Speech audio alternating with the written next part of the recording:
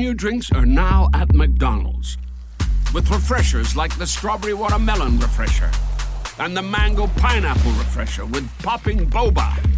To crafted sodas like the Sprite Berry Blast with berry flavors and cold foam. Who knew ice cold drinks could be so fire? Try them all now at McDonald's. Refreshers contain caffeine. Copyright 2026, The Coca-Cola Company. Sprite is a registered trademark of The Coca-Cola Company.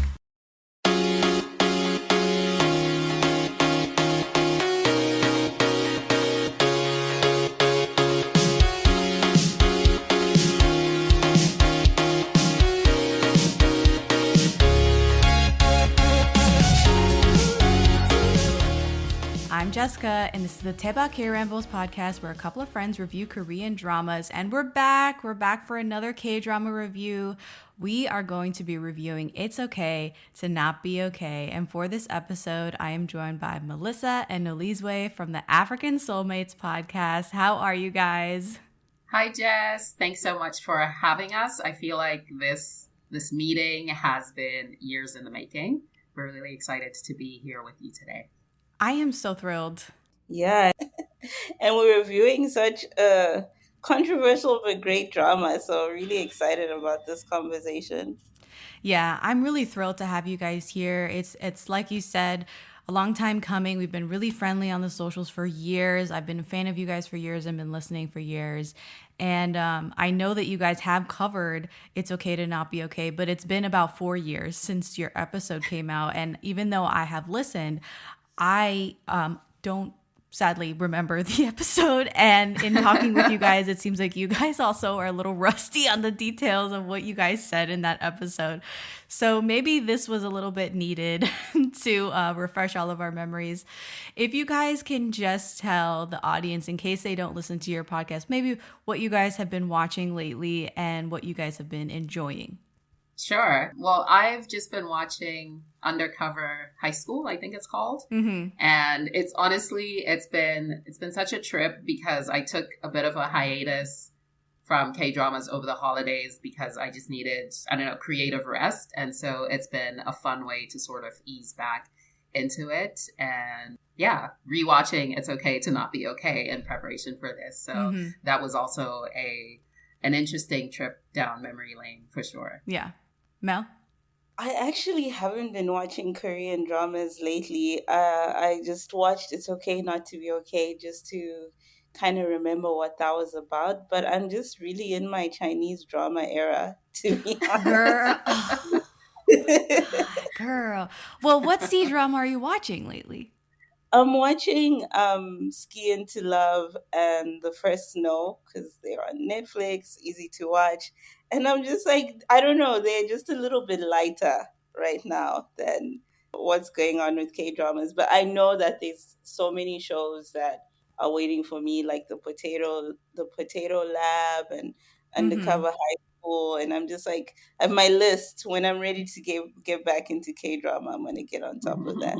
Yeah. I'm also watching The First Frost on Netflix. I'm about halfway through, and the podcast schedule has kind of overhauled my personal watching schedule, and I'm really upset that the show has ended, and now I'm kind of getting the edits and I'm getting the reactions from people, and I'm like, no, I have to be pure, I have to be non-spoiled on the show, even though what plot was that? I mean, there's nothing really there to spoil, but I'm like, I don't want to see them together yet. I know that it's coming. So yeah, I am enjoying C-dramas as well. I've been loving C-dramas for years. So we are going to get into It's Okay to Not Be Okay. And there is a lot to unpack on this show. So bear with us as we kind of weave our way through this. And we will be talking a little bit about the Kim Soo-hyun scandal that literally just broke this week. So I don't think that... I guess it goes without saying that we are trying to be as diplomatic as possible in our approach to this. So as we come to that part of the show, again, bear that in mind. Korea has really strict defamation laws, the most strictest in the world. So as this thing is developing, we're not going to say that much. But we are available in the social medias for you guys to DM us, to message us, and talk at length about this stuff, okay? So without further ado, here's some housekeeping. If this is your first time listening, go ahead and subscribe on your favorite podcast app. We're on Apple Podcasts, Spotify, Google Podcasts, and many more. And if you like us, please give us a review on Apple Podcasts and Spotify. That goes such a long way for us. Come and check us out on social media to stay up to date on our latest episodes and reviews. You can find us on Instagram, Facebook, and TikTok at Daebak Pod, DAEBAKPOD. And lastly, if you're a fan, please consider becoming a patron. It's a great way for you to get involved and show your support. You can check out the page on patreon.com/DaebakPod, and shout out to our patrons Janet, Curtis, CD, Alana, Grace, Lorna, Sammy, Caitlin, Julia number 1, Michelle, Tanmei, Marta, Delphia, Maria, Sarah, Julia number 2, Pam, and Cynthia, new patron. Thank you so much for supporting the show. All right, so I'm going to go ahead and read the My Drama List synopsis for It's Okay to Not Be Okay, and we're going to get into it. So here we go. Moon Kang-tae is a community health worker at a psychiatric ward who was blessed with everything, including a great body, smarts, ability to sympathize with others, patience, ability to react quickly, stamina, and more. Meanwhile, Ko Moon-young is a popular writer of children's lit who, due to suffering from antisocial personality disorder, seems extremely selfish, arrogant, and rude. Moon Kang-tae denies love, and Ko Moon-young doesn't know it. The two defy fate and fall in love, finding their souls and identities in the process. So this show aired in June to August 2020. For those keeping track at home, that is pure pandemic. That is the summer of pandemic. And it is 16 episodes long. It is directed by Park Shin-woo. And he's directed things like The Killing Vote, Love Struck in the City, Encounter, Don't Dare to Dream, Hyde, Jekyll, Me, Angel Eyes, Queen of Ambition, and most recently, of course, When the Stars Gossip from 2025. He also has another drama coming out, Miji's Soul. This is also coming out this year. Have you guys experienced some Park Shin-woo dramas before? No, actually, I haven't. I was listening to your list, and I'm like, I tried to watch this new Lee Min-ho one, but struggled when it came out. Yeah, it was, I don't know, it was a bit slow for me. So I'm actually quite shocked because, yeah, I don't know if he has sort of like a theme through his dramas, but they all seem quite different. Nolizwe? I haven't watched any of these, but I know I did try Love Struck in the City. But a lot of our listeners, a lot of the African Seoulmates, it was, people had such mixed opinions about it. And so I was like, you know what, this one can wait. It's still on my list, but who knows what I will eventually get to it. Mm-hmm. Yeah. I've watched a few of these. Angel Eyes in 2014, I believe, was about this blind girl, and she fell in love with a boy. And then it was like a second chance romance, but now she had like an eye transplant or something like that. And now she can see, but she doesn't recognize the boy that she fell in love with because now she can see. It was a little, I don't think I finished watching it. It was, and then I've heard of Encounter, heard of Love Struck in the City. Very mixed bag on those two. Yeah. And then When the Stars Gossip has been universally panned this year. Yeah. Yeah. Yeah. So, not a 100 not a good look. Track record for this director. Yeah. But yeah, so the show though was written by Cho Young, and she has only written 3 things. 2 of those things are Jugglers from 2017-2018 and Mr. Plankton from last year, 2024. And as soon as I saw Mr. Plankton, I was like, ooh, that makes a lot of sense. Yeah. Yes. Yeah. I loved Mr. Plankton. Mm-hmm. I loved Mr. Plankton. And so it totally makes sense to me that it's the same writer because, yes. Mm-hmm. Right. I support. Mel, you also watched Mr. Plankton? Yeah, sorry. I loved Mr. Plankton. And like these deep male characters that are just going through emotional turmoil seems to be her bag.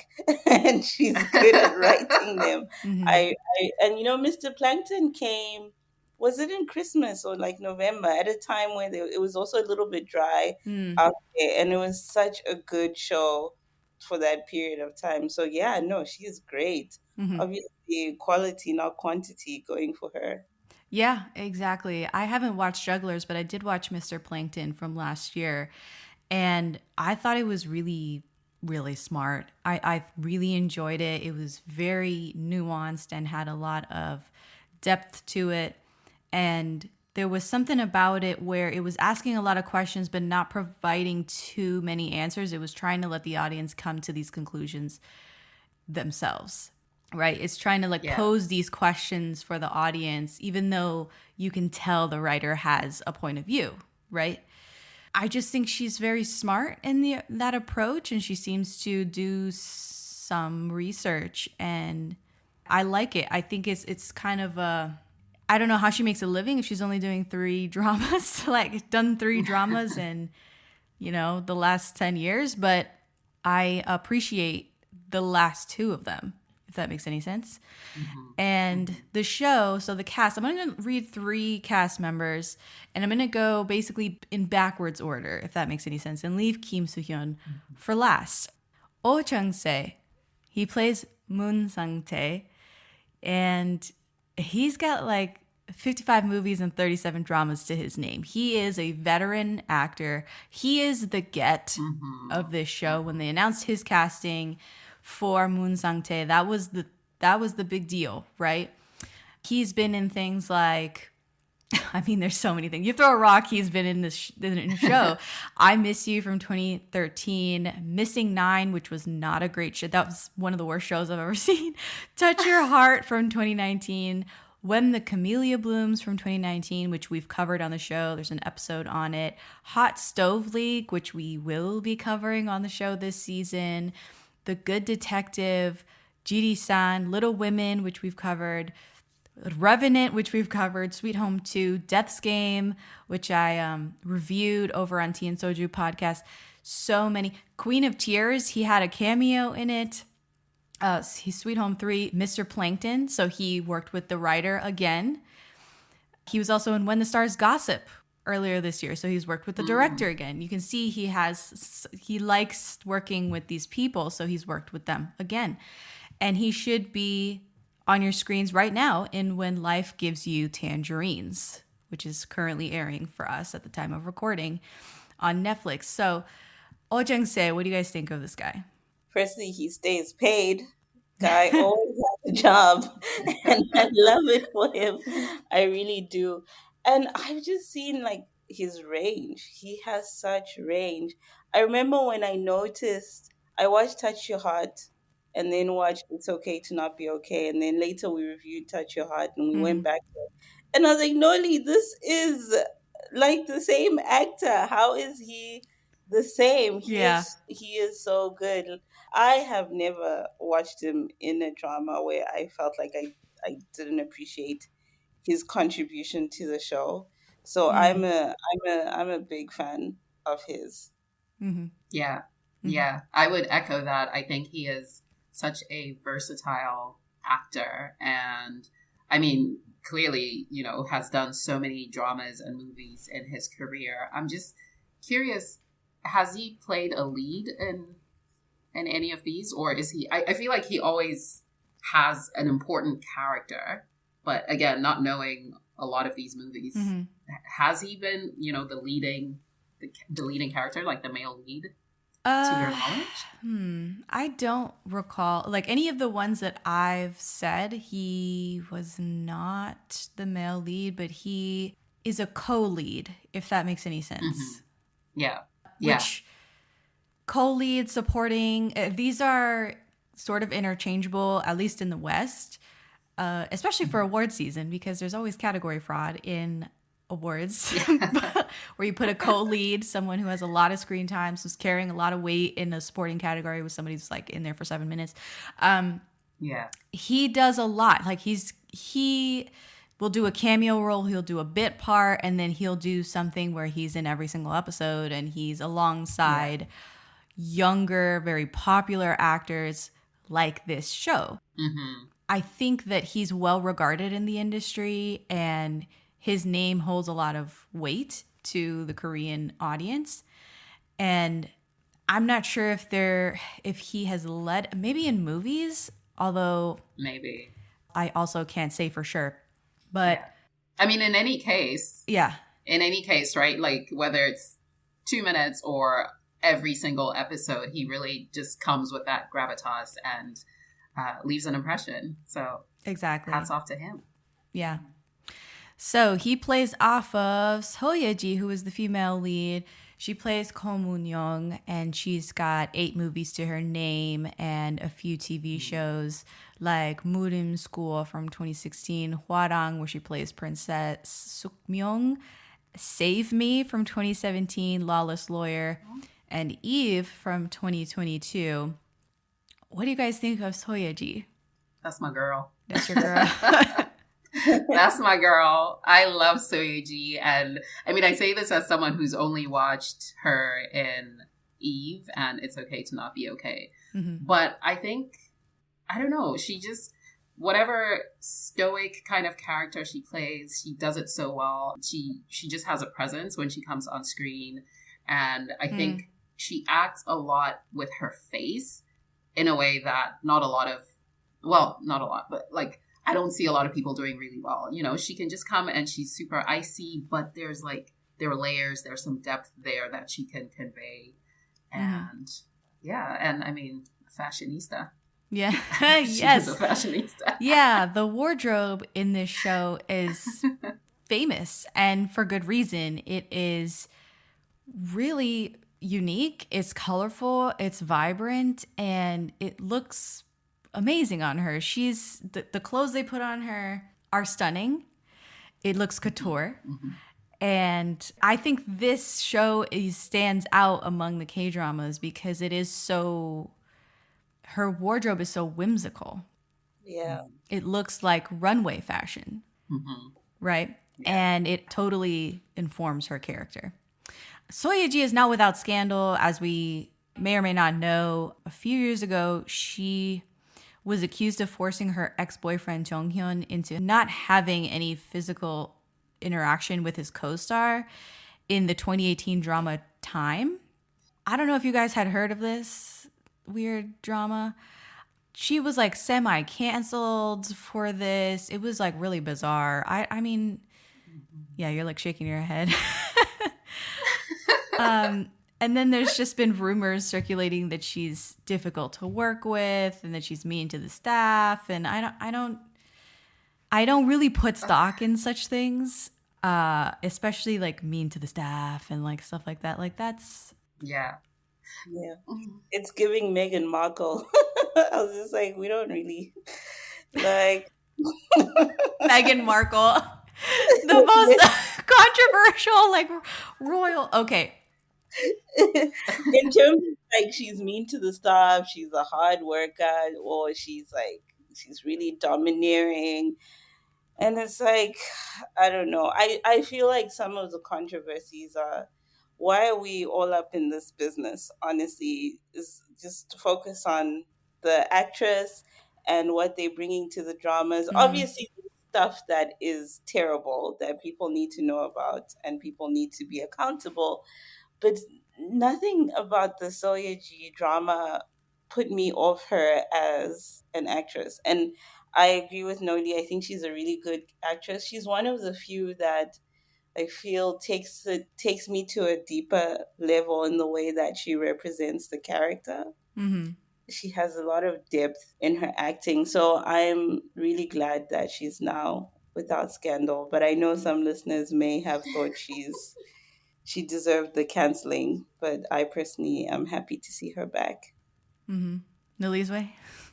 I mean, I was just going to say, women in general are held to a much higher standard, and someone could just be an assertive person who sets very clear boundaries and calls out BS, very freely, very easily, and that can be taken and spun into some narrative about, oh, she's so difficult to work with. Oh, she's mean. She's this. And I'm like, you know what?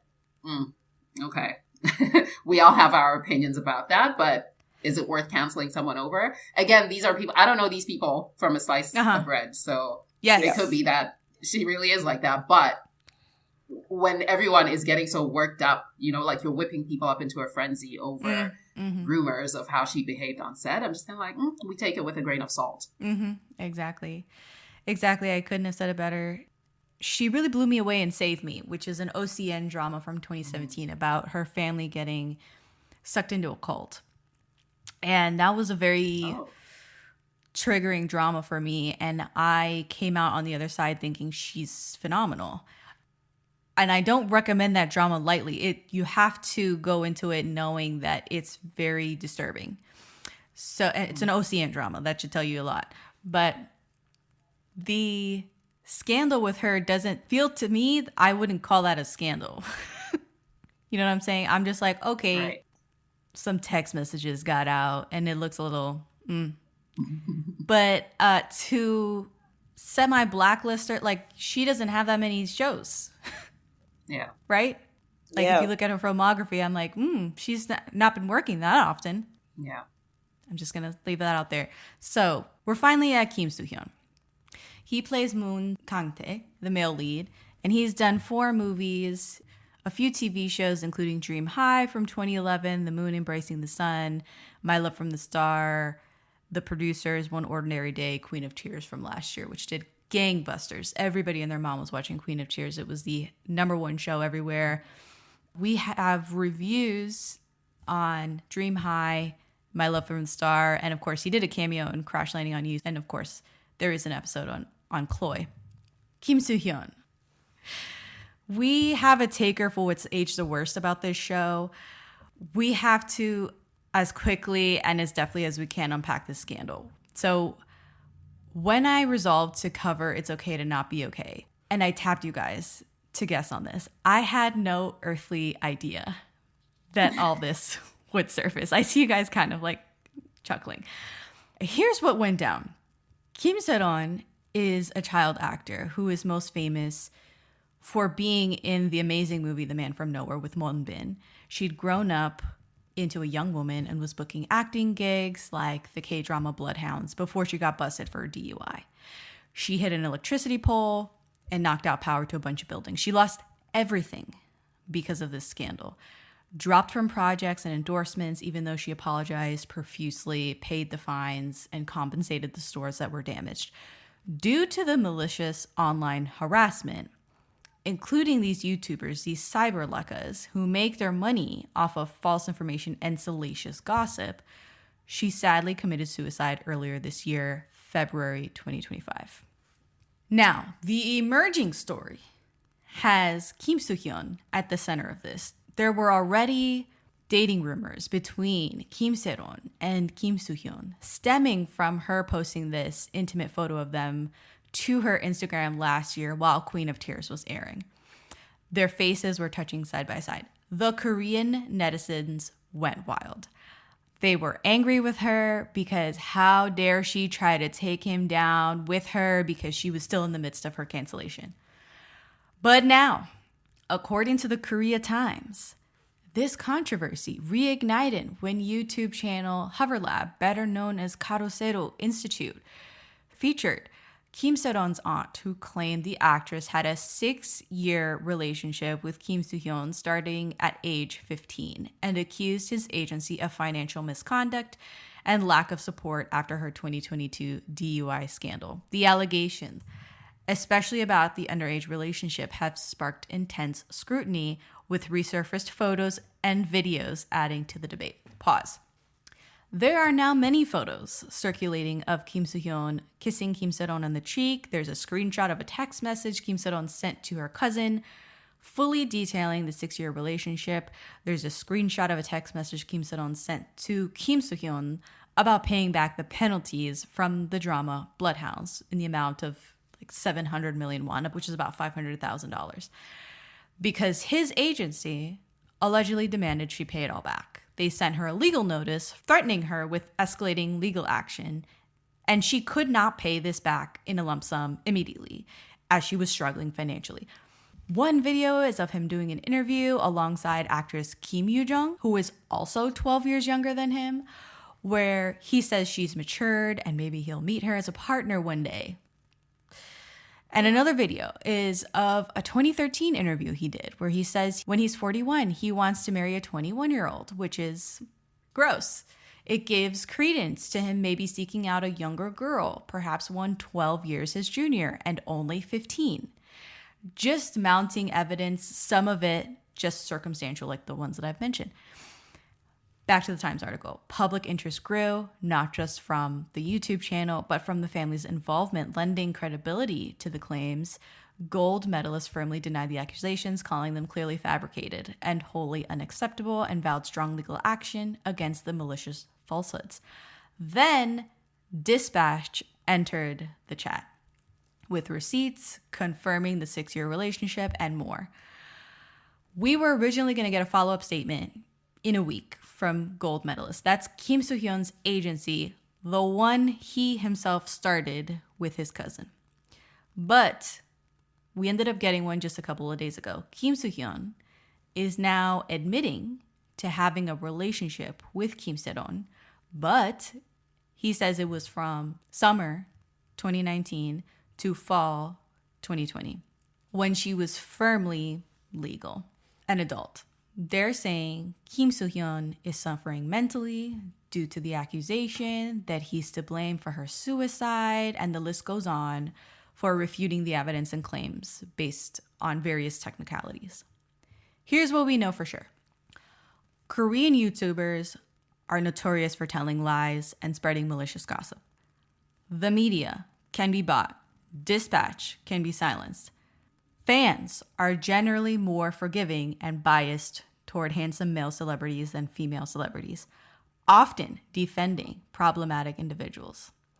Kim Se-ron committed suicide on Kim Soo-hyun's birthday. Kim Soo-hyun did not attend her funeral, despite her being signed to his agency. They did 100% date, and they do 100% have a 12-year age gap. If they dated when he says they dated, that would make him 31 and her 19. Here's what I know, personally. The whole thing stinks to high heaven.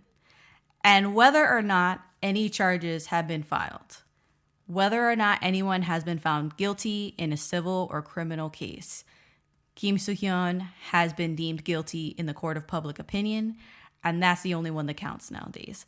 One party, the presumed victim, cannot speak for herself anymore. I'm not here to sensationalize what is and has already been sensationalized and what is already a tragedy. To me, the worst has already happened. Kim Se-ron took her own life.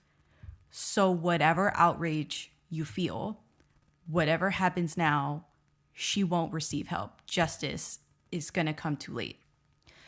Lots of people spoke to me in my DMs. There was a lot of confusion, a lot of anger.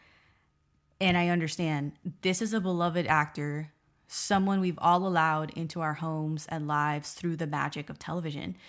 This is someone we've all fallen head over heels for in some drama or another. It feels like Kim Soo-hyun has betrayed the public's trust. We're upset that he not only did something morally wrong, it's that he, allegedly, is a pedophile. He's a predator. He groomed a child. It's abhorrent. It's echoing really sad stories that we've heard before, and this list is non-exhaustive. So we've got R. Kelly and Aaliyah, Beyonce and Jay-Z, Demi Lovato and Wilmer Valderrama, Kylie Jenner and Tyga, Steven Tyler of Aerosmith, who openly admitted in his memoir to having sex with a 16-year-old. He was 26 at the time, and her parents apparently fell in love with him and signed over guardianship to him so he could take her on tour. His band has a themed ride at Disney World. Aaron Taylor Johnson and his now wife, who have a 24-year age gap, Milo Ventimiglia and Hayden Panettiere, they announced they were dating when she was barely 18 and he was 29. Johnny Depp and Winona Ryder, he described it as love at first sight. She was 17 and he was 26. Joel Madden and Hillary frickin' Duff, she was 16 and he was in his mid-20s. Paul Walker, at the time of his death, he was dating a 23-year-old. They had met and started dating when she was 16. My least favorite one, Celine Dion, because I love Celine. Celine Dion and her freaking old bag of a manager, Renee. He was 38, married, when he met 12-year-old Celine. And she was the elder woman. They didn't start dating, quotation marks, until she was 19. This isn't to normalize this behavior. This is to say that our society today is a lot louder about calling out this shit nowadays than it has ever been. And a lot of victims in these cases will often swear up and down that they're not victims. They were not groomed. It's always been and always will be morally repugnant. But here's what I want to leave you with. I want to encourage everyone to really wrestle with how you view celebrities, actors, K-pop idols, whoever. Because if you see them on your screen in any capacity, they're working. Those variety shows that are, you believe it, they're so good at letting you see their true personality. They're working. It's a job. Nobody, and I mean nobody, is perfect. And yes, the Korean moral perfection standard for their celebrities is wrong. It can never be achieved. But hear me on this. I guarantee you that every single celebrity has done something, has said something, even believed something that would effectively end their career if it got out. We tend to think other people live similar lives to us. This is not true. The sooner you believe everyone, even your favorite actor, is a freak behind closed doors, the better you will be to weather these inevitable scandals. You'll be disappointed, but not surprised. Here's something else I know. Art, in any form, whether it's films, television, music, books, drawing, painting, all of it, is important. It gives us comfort in times of need. It helps us make meaning of our lives, teaches us new things, brightens our days. It entertains us. And a great show or a great performance will always be great. Two things can be true at the same time. A problematic individual can make the most moving art. How you view these stories and characters going forward is up to you. If you like them still, great. If you need some time away, that's fine. That's fine too. If you want to boycott because you feel disgusted, fine. Now, I saw a ton of people chewing up commenters on TikTok who were talking about separate the art from the artist. Do not fucking do that. That's childish to insult and bully someone for wanting to compartmentalize. So please stop with this virtue signaling and moral superiority. In this episode, we will try to unpack and review this show from as unbiased a perspective we can muster. And this sort of feels like reviewing The Cosby Show the week the Bill Cosby scandal hit. This is a little difficult, but we're going to do our best. My question to you guys is, do you feel the legacy of this show has been tainted?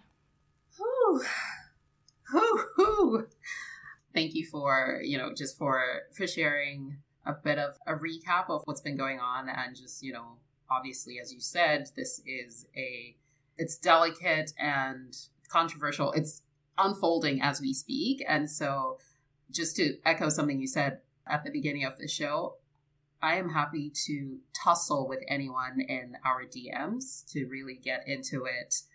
And I will say something that I always grapple with is how to separate the art from the artist.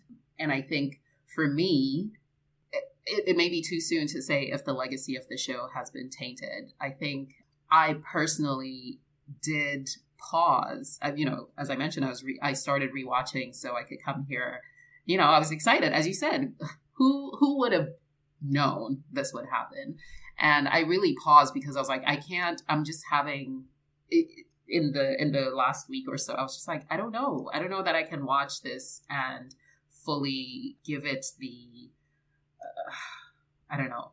Yeah, I had a distorted kind of experience for the remaining episodes that I still had to watch. But then Mama didn't raise no quitter. I was like, I'm trying to show up to Jess's podcast because, again, we've been wanting to come and connect with you over a show like this. And so it's like, okay, can I, for the purposes of this episode, do that? I think there's a lot that can be said about the characters, which is what I would love to focus on, and we'll do our best. I think it's too soon to say whether or not the legacy of the show will be tainted. But I can say that when I first watched it, that experience was, it was a very pure experience, right? And now it's different, but I am trying to keep an open mind for our review here. Yeah. Mm-hmm. Yeah. Something you said that I wanted to double click on was just about, we don't know these people. We don't have personal relationships. And I think something I always joke about with Mel and some other friends is sometimes when I am excited about an artist, I'm like, you know what, stay embarrassed. You'll find out why later. You know what I mean? Because literally anything can happen. And it's like, you know what, fair, yeah. Not fair, but they're human. Things happen. Yeah. And you just deal with your disappointment and and move on. Like, yeah. I don't know how else to say it. Like, it sucks. Let's move on. Yeah, and I cannot underline, double click, echo enough that the age of glorifying and idolizing celebrities is gone. Like, that was when we were in our early teens and we had our posters of Backstreet Boys, and we only got to know about them in our monthly People magazine subscription. But now, with all the technology that exists and everything that comes out about celebrities, that is actually normal. People are gray. People are gross sometimes. Like, and now we just have access to that information just at our fingertips. Every day you go on Twitter and you find out that your fave is actually really terrible. And for me, I would just encourage us to have a healthy relationship with celebrity and make sure that we are aware that they are portraying characters, they are portraying a certain lifestyle that should appeal to us, but that is not necessarily what's real. And I think when these sort of scandals come out, it's you don't get sucked into this and think your world has fallen apart because they are just humans, and they will be accountable to who they are accountable to. But yeah, and whether that has changed the way the legacy of It's Okay to Not Be Okay, for me personally, it has. The way I viewed it after this information came out is a bit different than what I did the first time. I think I was a little more, unfortunately, like, oh, I'm so sad. I'm so disappointed by this actor, but not in a way that would make me cancel it or not watch it or not recommend it or just be, writing in the blogs about it. It's just like, oh, this is what I know about this actor. It's not great. Moving on. Like, the key headline is moving on, and just hoping that the powers that be in the circle of celebrity deal with it. But it's not for me to be sending out any hate tweets or, being all caught up about it.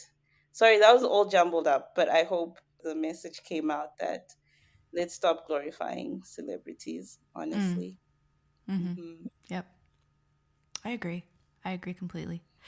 The next question that I have is, how did you like this show? And I don't know if you want to split it up between before Scandal and after Scandal, or if you just want to kind of give your overall, like, is it a good show to you or not? I think I enjoyed this show because it had so many themes that felt when I first watched it, this was one of my earlier dramas. I'm so new, relatively new when I think about you both. I'm relatively new to K-dramas. And I think when I watched it, the themes of family, healing, oh my gosh. And, just the cast, there's so many things. I think I really, I appreciated so much about this drama and how there were some really light moments coupled with obviously the heavier parts where it's like these people are walking bags of trauma and we need to get to a point where we understand what's going on and just sort of how are they navigating through life while carrying so much baggage, if that makes sense. So I think just overall, I think it's such a powerful, I experienced it as a really powerful story about family relationships, trauma, healing, and yeah. Mel? I think that it's such a great drama. When I watched it, I truly enjoyed it. And I think retrospectively, it feels like such a good drama because there've been few that have left an impact after It's Okay to Not Be Okay. Like there are very few dramas from that time period that I look back and I really can remember most of the story, can remember the characters, and it just had so many levels of depth to it. And I particularly remember feeling like Yea-ji's character, Munyang, was a little bit different to what we were used to. She almost portrayed the male stereotype of what K-dramas represent. She was the one who was cold. She was the one who seemed like she was not emotionally available. And I remember that dynamic being very interesting to me, and just how the three of them had great chemistry together. Yeah, I enjoyed the drama very much. Yeah. For me, I also really enjoyed the drama, and I actually have a time capsule blog review up on the blog that I revisited a couple weeks ago. I reread it and I was like, oh my God, this is perfect because I know exactly what I thought. And I actually at the beginning was kind of trying to downplay how much I loved it. And then I was like, anyway, I really love the show. Sorry about it. And I think I ended up giving it 4 stars out of 5. What really resonated with me was a lot of the novelty of it, right? There's a lot of cool puzzle pieces, a lot of novelty puzzle pieces. There's the humor and lightness and openness throughout the show that's really reminiscent of just a typical K-drama. And then there's a lot of whimsical and fairy tale in it, and the aesthetics are very gothic. It's almost like gothic light. And if you've never seen any Tim Burton or Guillermo del Toro, then the stop motion animation style in the premiere episode is going to really wow you. And these types of elements, her wardrobe, all of these things are really novel. These are new, right? You might not have seen these in other K-dramas. And the really big emphasis throughout the show on mental health, healing, and working through mental illness is a big step in the right direction for Korean society and for K-dramas.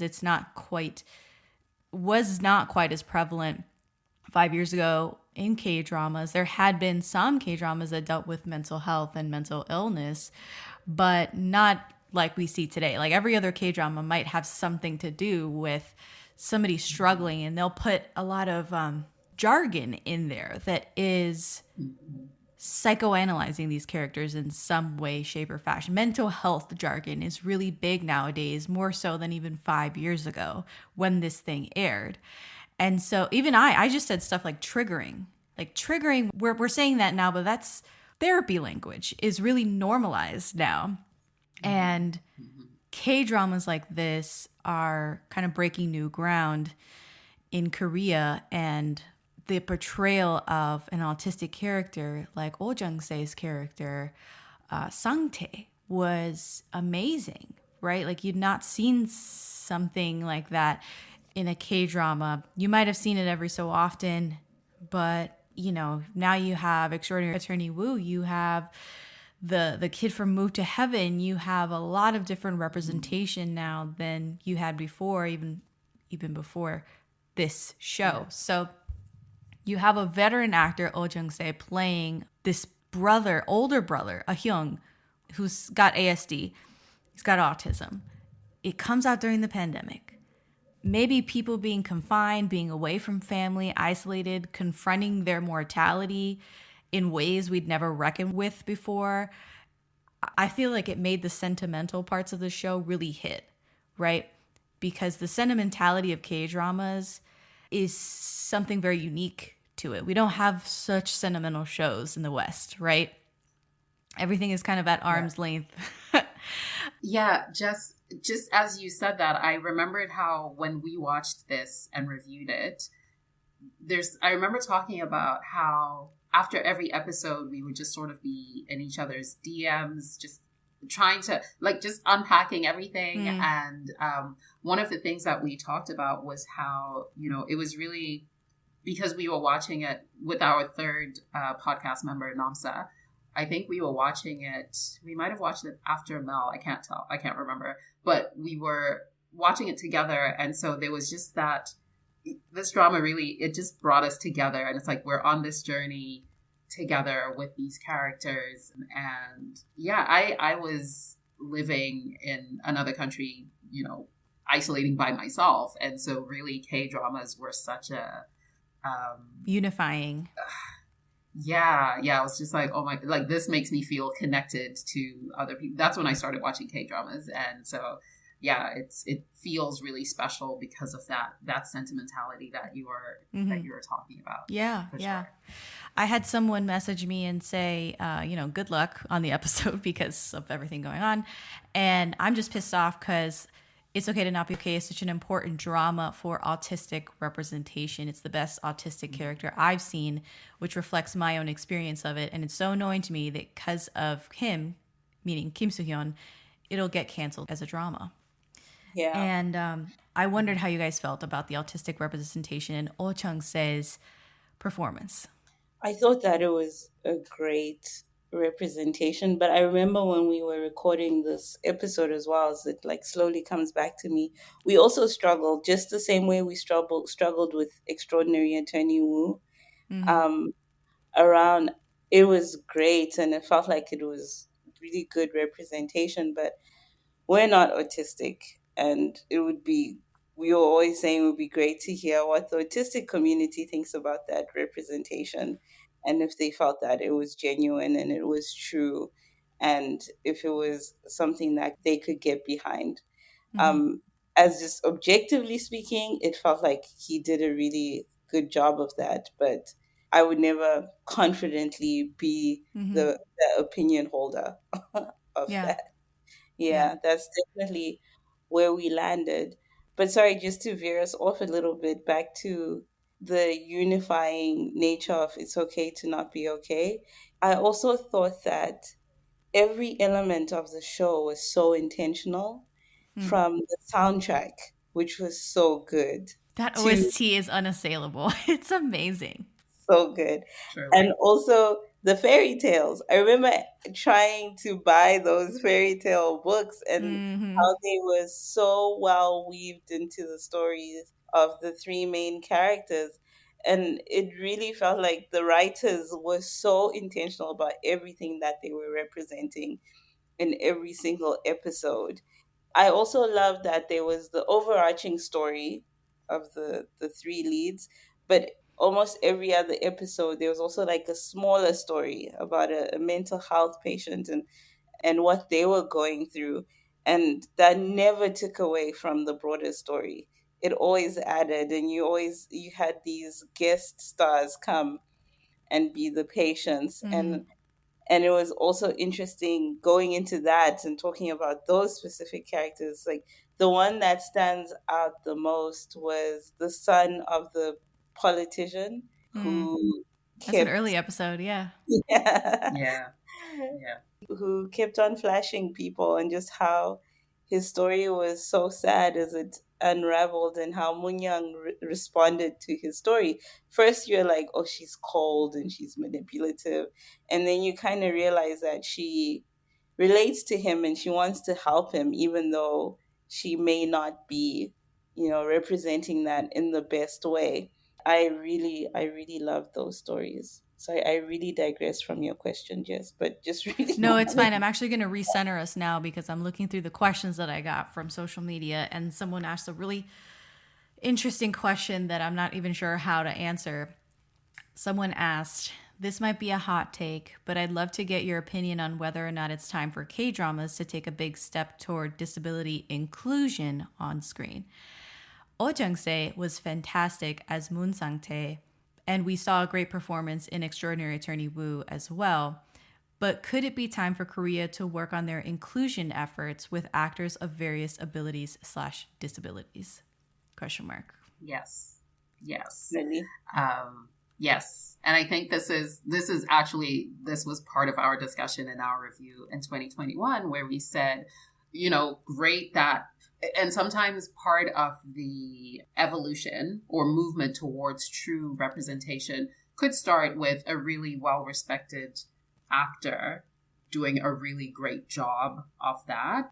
And then we say, okay, but let's actually look at people who actually have these lived experiences and have them playing these characters. Because then the acting is just about, it's about the acting, but I'm not also acting out the disability or whatever the case may be. So yeah, I totally understand. I understand where you're coming from. Mm-hmm. In the West, and I said this on the Extraordinary Attorney Woo episode that we did, it's fallen out of fashion for Hollywood stars to play people with disabilities. You had so many people coming up and getting awards for playing someone with a disability. You had like Leonardo DiCaprio in What's Eating Gilbert Grape. You had Sean Penn in I Am Sam, Tom Hanks in Forrest Gump. The list goes on. And then all of a sudden, like in the late 90s, early 2000s, we were like, you know what?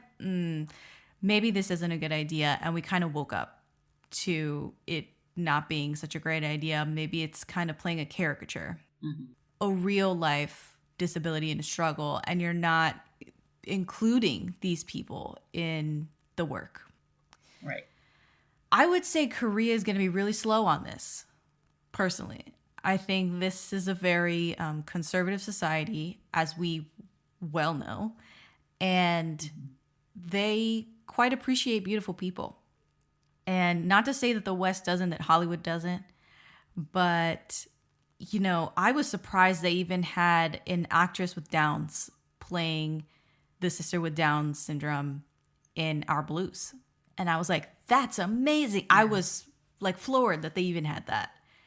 So to have them cast someone with ASD in a drama, which is very demanding. If you think of the demands, memorizing lines, start, stop when I tell you, that's very taxing, on someone with autism. I think it's going to be very difficult for Korea to be like, yeah, let's do it. Let alone other disabilities. Yeah. When I think about K-dramas, I think a lot about the CW. I don't know if you guys watched a lot of the CW shows, but I always used to be like, girl, you're talking to the right person. If you are not, the stereotypical standard of beauty, you will not be hired on the CW. And that's how I feel about Korean dramas. And it also, I thought about that as well when referencing Noli, when you're saying, oh, Jung-se, has he ever been a male lead? Maybe because he doesn't really fit into that Kim Soo-hyun type of beauty that, I don't know, the TV show producers think the audiences want to see. And connecting that back to disabilities and to what Jess was saying is that there's just a love for beauty that if you don't fit into that, and I say beauty in exclamation marks because we all know that it is quotation. In quotation marks. Because we all know that beauty is defined differently, but I definitely agree, Jess, that it might take a while. But I hope it doesn't. I hope they surprise us. Mm-hmm. We talked about Seo Ye-ji's character, and people had a lot to say and things that I hadn't even thought of. I don't know if you guys want to guess at what people were upset about her character about, or if you just want me to read the comments. What, that she was a go-getter? She said, that's my man, my man, my man? Or That she was sexually harassing him. Yes, that's exactly it. So that she was sexually harassing him for about half the show. Someone DM'd me and said if her character was a male lead, feminists of the world would be outraged. But she somehow seems to be revered and loved. And again, flawed characters are fine as long as the redemption arc is good, but I didn't have the patience for it. And a lot of her behaviors put me off. This person dropped the show. Another person said that they loved the female lead. She's a bit of an anti-hero. She's very unapologetically extra and direct. I like that. I like soft female leads, but I love strong female leads. I think she has a lot of character development. It does not take from her being very morally gray, but I think her being jealous is very on brand with how Korea usually portrays toxic women. At the end of the day, I just like her because she could not care less about anyone else but them. Even in the beginning, when she grabs by the hair the guy who yells at the brother, it's very right, even though not in the right way. I think when we understand how she was raised, we can understand why she is how she is, and still a good person, even though a bit inside. So anyway, long story short, people were screaming sexual harassment, calling sexual harassment on Seo Ye-ji's Moon-young. What say you to those accusations? yes, and how many male leads have we seen do this? Like, I think the second comment you read probably captures or reflects more of my stance on Seo Ye-ji. Yeah. I think she is a complex character. She's problematic in many ways. But also, I'm like, yeah, we're not used to seeing, like, I don't know how to... I triggered you, didn't I? I'm triggered. And you know what? I support all women's rights and wrongs. And so, yes, I hear all this. But again, I think she's, especially at that time, for me, it was like, okay, this is a different kind of female character that we're seeing on screen. Mm-hmm. She's so problematic in so many ways. But she's also, she's multi-dimensional. There's so many layers to it. Yes, we can talk about how she's out here grabbing people's hair or, you know, she's undressing Jung-se with her eyes or whatever. All those things. Mm-hmm. Yes, yes, yes. And I think it's a yes and for me. Okay. Mel? I mean, I did find her a bit annoying, but not for the sexual harassment accusations. I was like, oh, okay. Yeah, I didn't. I thought she was a great character. Would she be my friend? I don't know. You know, I am one of those people that, you know, when you say someone is really great on the inside, well, they can be great on the outside too. Oh, so that's how I felt.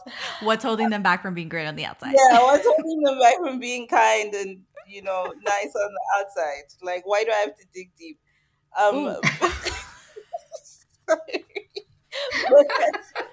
know what? I feel that. Valid. As a character, I thought that she was great, just a little bit annoying. The sexual harassment claims, I do think she took it far, but I think that was all part of the character arc. Also similar to what that second statement said, that she's a flawed character that, you know, finds redemption in the end. And I don't know if I can articulate this well, but I always find it difficult when the critique on the show is that this character shouldn't be doing this sort of thing, but then it's a representation of what characters or people are like in real life. And this is, you're supposed to critique that, right? But I know some shows are canceled because they like, we shouldn't be seeing that on TV. But if that's something that happens in real life, in some of these instances, we should be able to critique that and not necessarily say we shouldn't see it at all. And I thought that this was, I don't know if you guys understand what kind of I like mean. PC police. Yeah. this was just a different representation of a female character. And I know when I read some of the controversies around it, they're like, they should cancel the show. Like, she's sexually harassing him. And I was like, no, let's talk about how this character is a little bit messed up rather than let's cancel. Right. Like, let's open a dialogue here. And I think that's what the show and the writer wanted, right? That's what they wanted to say. They wanted to show us the growth and the healing journey for not just her, but every character, right? Because no character ends the same way that they started the show. That's a sign of great writing, right? Yeah.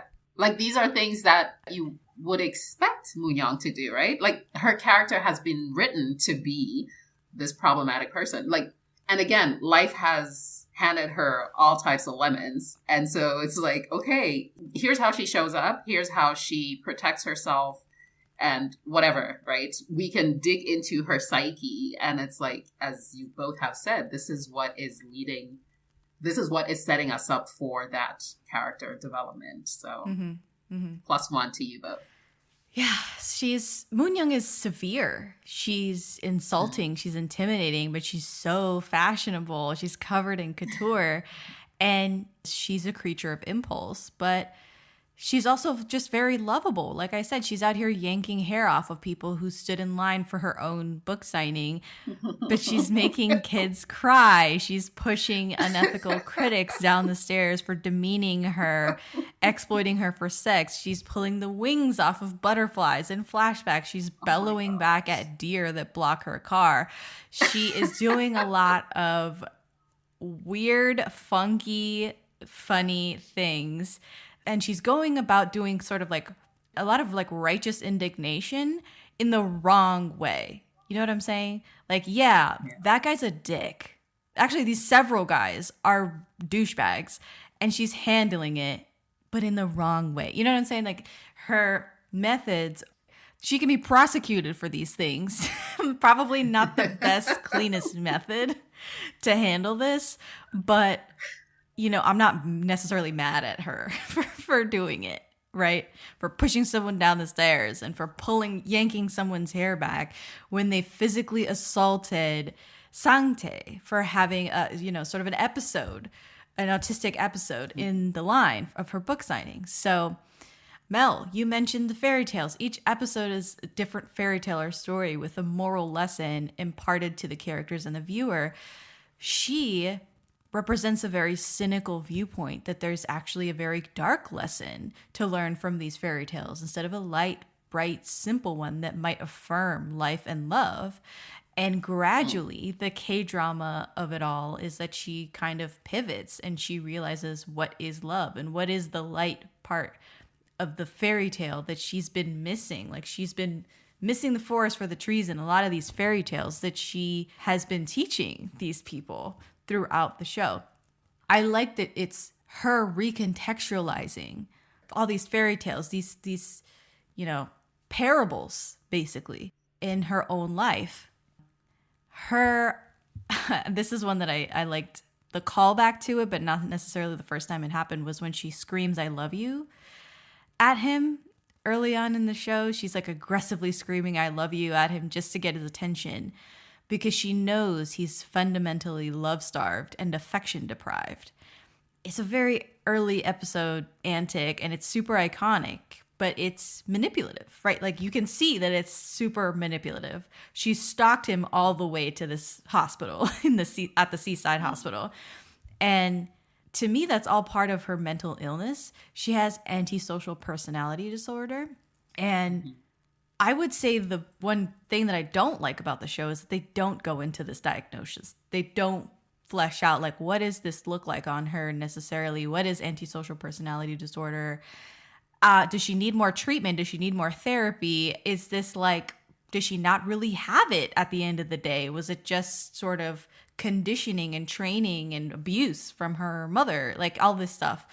So that would be my complaint about it. And I think that goes into the portrayal of mental health and mental illness in the show, which is, upon this rewatch, I was like, this is good, but not great. And 5 years ago, I was like, this is really great. It's a step in the right direction. And today, watching it, I'm like, it's good.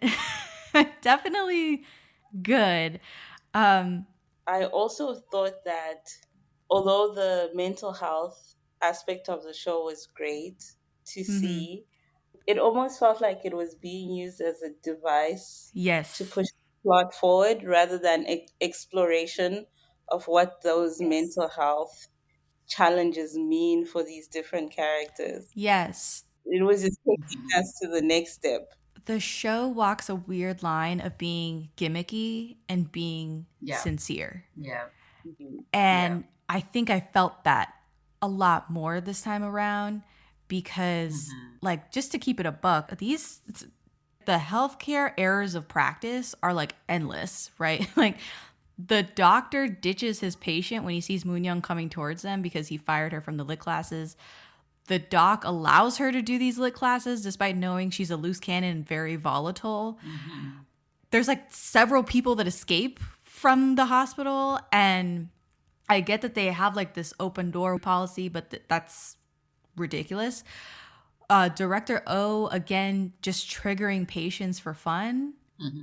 Like I don't understand that. And then employees just watching these massive breakdowns, massive meltdowns happen, no attempts at intervening. They just like let it happen for the plot, right? Like for us as viewers, we know it's for entertainment. But like, I'm like, this is not like over and over again, these infractions kind of build up, and it makes me a little bit annoyed nowadays. I don't know if you guys felt that way. Yeah. Yeah. +1 to what you both shared. I think one of my critiques when I rewatched it was actually some of these characters, some of the patients at the hospital, I was like, we either need to go into a little more depth for some of them, have fewer of them that we're focusing on, or else just keep them, use that time to maybe, just to your point, focus on Ko Moon-young and her own, like anti-personality. I'm saying it wrong, right? But like, antisocial personality disorder. Antisocial personality. Yes, that's it. Thank you. Because it's almost like, there's all this, it's not noise, but these other little things happening here and there, as Mel said, to drive the plot forward. But we're just kind of glossing over. And it's like, could we not spend a little bit more time, maybe have a little bit more in depth for one or two of them, but not like every, I don't know. A couple of like stray notes that I just want to throw in here before we continue. There's Subway product placement, which I was like, wow, I think Quiznos has like taken the place of Subway, because recently in a recent drama there was a Quiznos product placement, and I was like, oh man, it's nice to see. It was actually nice to see Subway from 2020. And speaking of Ko Moon-young, Yea-ji does not know how to smoke a cigarette. Has no clue whatsoever what to do with a cigarette. I don't know if you guys are like sticklers for certain things, but people that don't know how to smoke a cigarette in a movie or a TV show, I'm like, that takes me straight the fuck out. Like, I'm like, what is, she's like holding it weird, and I'm like, girl, like get some, there has to be a smoker on set with you. Just like have them coach you for like half an hour, because this is ridiculous. She's holding these like luxurious looking cigarettes the most awkward way. So I had a problem with how, and they never showed her smoking either. She has never smoked a cigarette in her life, it looks like. Just from how she was portraying this smoker. I'm like, no, she's not. She's not a smoker. Sorry to say. I'm gonna have to go back. And okay. Because I'm like, wait. But can I add a stray note that I keep thinking about? Yeah. How unlikable was Juri as a character? Do you guys remember? Oh my gosh. She has gone on to be like such a great actress in all these shows, and that was my first introduction to her, and I should have known she was gonna be good because I really disliked her character. I was just like for half the show I was like, what is her beef? I don't get it. And then they showed the flashback and I was still like, girl, you suck. Like, it was, I don't know, I had like very little sympathy for her. So I'm glad you mentioned it, because she was like a wet blanket a little bit, even though her relationship with the manager was getting real cute by the end of the show. Yeah. Mm-hmm. I wanted to shake her half the time, like, girl, stand up. Girl, exactly. Oh my gosh. She lures Kangtae and Sangtae to the seaside town also. She's like, I have like an empty room. You don't have to worry about where you're gonna live, and you can get double pay at the hospital because you're certified and whatever. I'm like, girl, you're trapping this man to go live in this trauma town from when he was a child. Anyway. Thanks for bringing up that character. I actually had no notes on her, but I was just spitballing. So going back up to some of the questions that people had, some people are now calling into question Kim Soo-hyun's performance, and they're saying that I honestly thought the female lead and the autistic brother were standout performances, and the male lead was just blah. How do you feel about these people now? I'm not sure if this person felt this way always, but I have been seeing this online that people are like, oh, Kim Soo-hyun never could act, could he, blah, blah, blah. Like, and we'll just keep it to the context of it's okay to not be okay. What would you say to those claims? I would say not the revisionist history. I'm kidding. That's what I'm saying. I'm kidding. I actually did see a review online somewhere, but this is from like back in I think it was a 2021 blog where someone did say Kang Tae is sort of a one-note character. And so that was in 2020, 2021, whatever it was. So, I mean, I think there are probably people out there who from the get-go were like, but I think it was by design because he does have, my experience of him is that, you know, he is supposed to be this character who's trying to keep it together. He's just like, let's keep it even keeled because he didn't want to show too much emotion that might be misinterpreted by Sangtae or, you know, whatever it was, right? And so it's like there may be little moments, there are just some subtle moments where it's like, okay, you're seeing a little bit more of what it is he's trying to keep suppressed. But I don't know, maybe it's just me, but I think it was part of the character. Yeah. I mean, please don't take away Gangtae's tears away from him like they didn't affect us. Like, there were moments where I was tearing up with him. I think it's exactly what you're saying, Noli. He represented the character well. And you could feel I remember saying this in our first review, is that he had an underlying sadness to him that I thought Kim Soo-hyun really did well. Like in every scene you felt like this is someone who is carrying a lot. His shoulders are like heavy, he is burdened, he is going through it, and he's just trying to keep it calm, just trying to get through the day, just trying to, you know, make sure that his brother is okay. And I think, yeah, I mean, we may have our issues with him now, but I thought that he did well in that. And that's what made all three characters so great. They all brought their A game to the show. Yeah. That's my perspective. If I can just add to that. Yeah, sure. So Ko Moon-young calls him is it like the pin in the grenade safety or whatever? Pin. Like safety pin or something. Yeah. And yeah, I think performances don't have to be big and loud for them to be impactful, right? It's like Moon-young and Sangtae are the way they are because those are the characters, and yeah, Kangtae is like that balancing element, although he is his own grenade clearly. But yeah, I agree. I would say something that I resonated with in 2020 and something that continues to really resonate with me is the fact that Kangtae is a caregiver. He's a full-time caregiver, and he's had no support for his entire life. And that's not something people like to talk about, is that caregivers need care.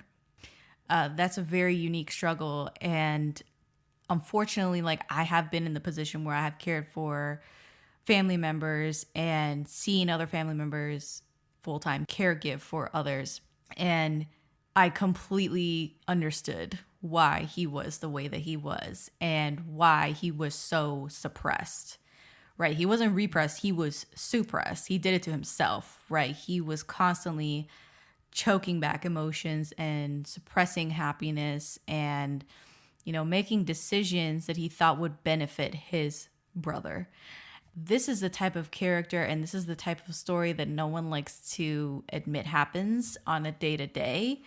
And if you look around, this happens way more often in real life, which is why I think the drama is also so special, is that it's basically the emancipation of a caregiver.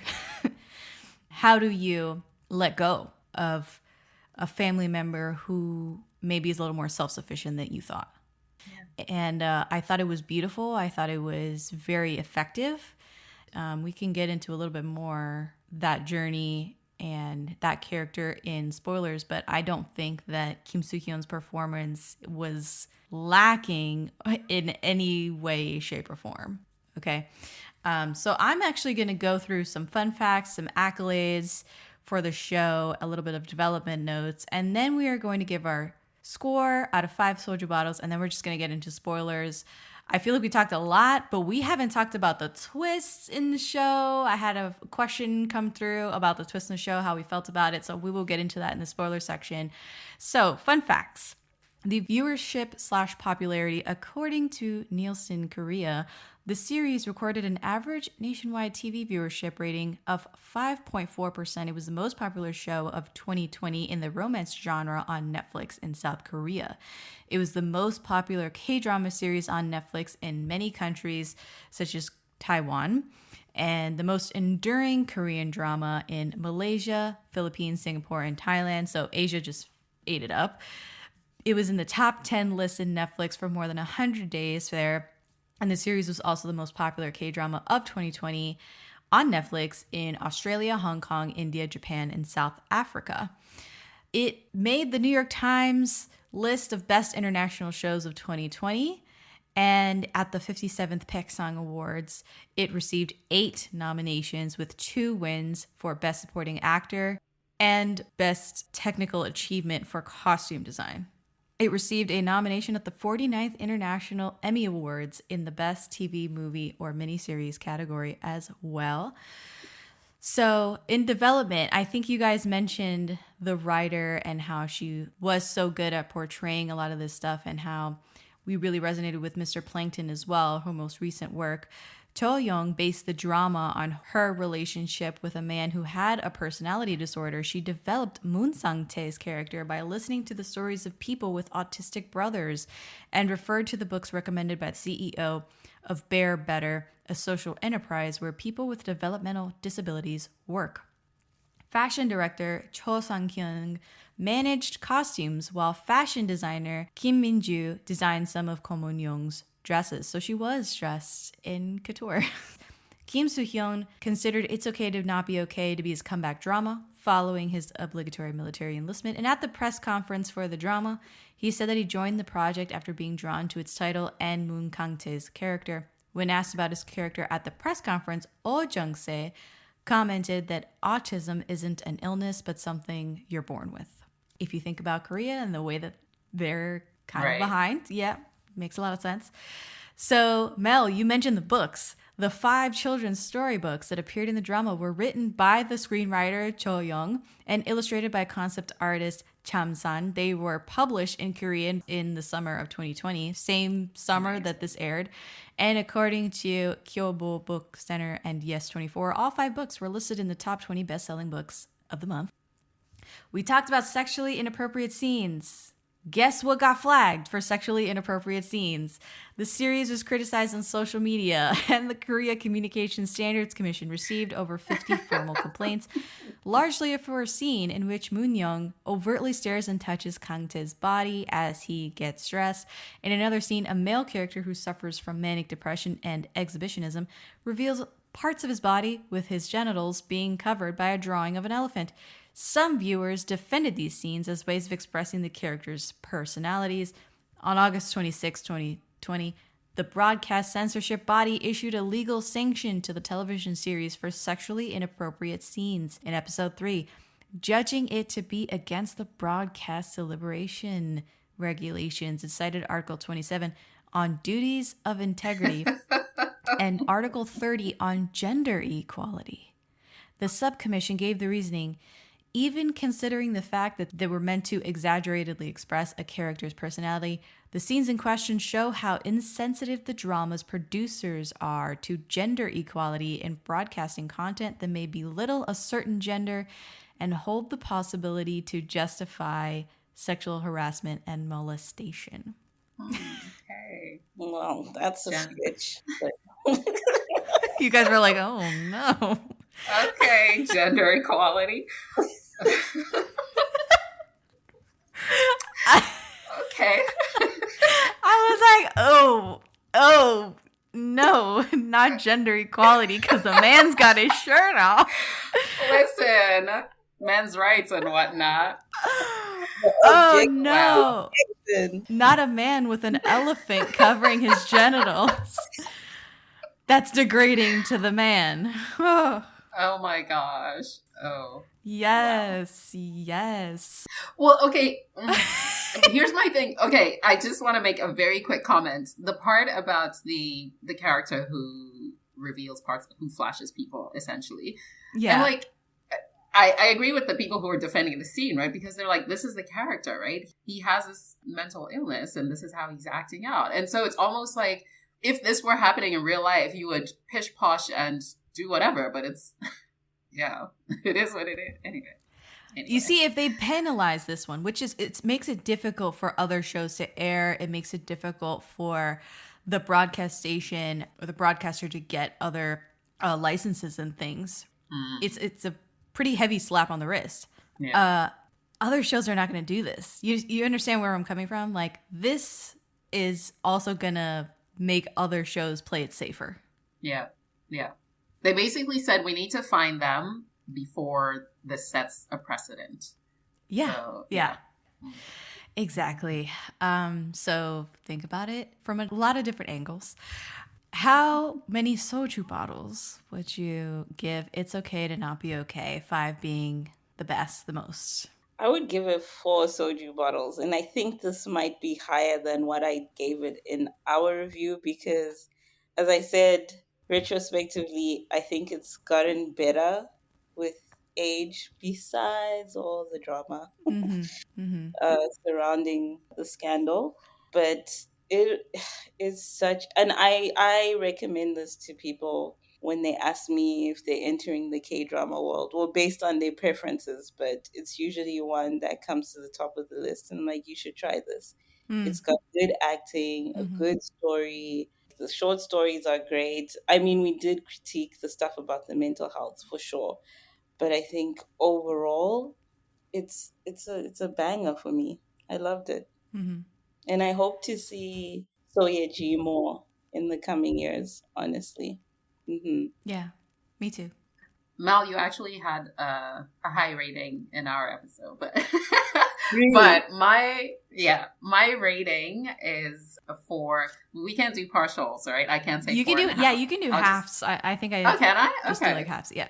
Okay. I would give it channeling.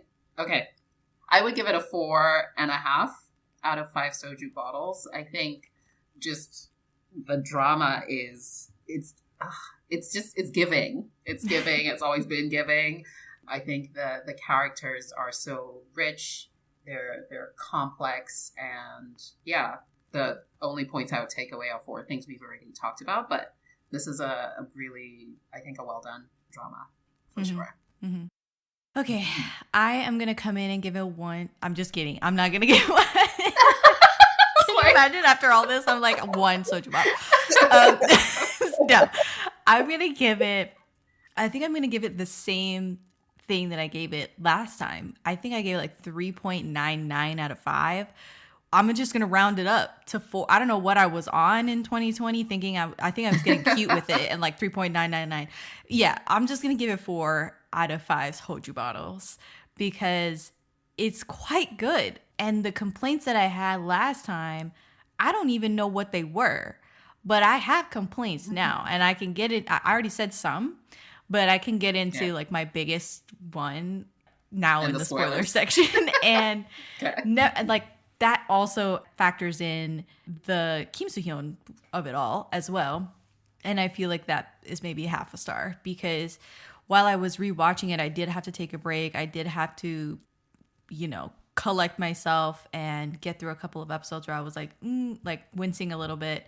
But I feel like the characters are so strong, are so vivid, and the storytelling is pretty great that I just got sucked in again. After a few days and after, taking a minute to collect myself and doing other things and going outside and touching some grass, I was like, okay, I'm back in. Like, I'm locked in again.